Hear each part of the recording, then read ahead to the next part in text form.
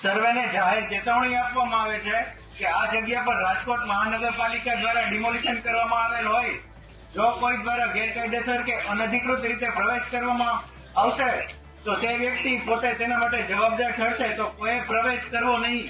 રાજકોટના જંગલેશ્વરમાં મહાનગરપાલિકાનું અત્યાર સુધીનું સૌથી મોટું અને મેગા ડિમોલિશન સફળતાપૂર્વક પૂર્ણ થયું છે।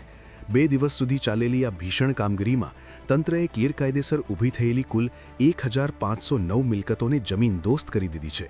ડિમોલિશન બાદ અત્યારે માત્ર કાટમાળ ખસેડવાની કામગીરી બાકી છે, પરંતુ સાવચેતીના ભાગરૂપે રાજકોટ મનપા દ્વારા સમગ્ર વિસ્તારમાં પીળા પટ્ટા અને પતરાની આડશ લગાવી દેવામાં આવી છે।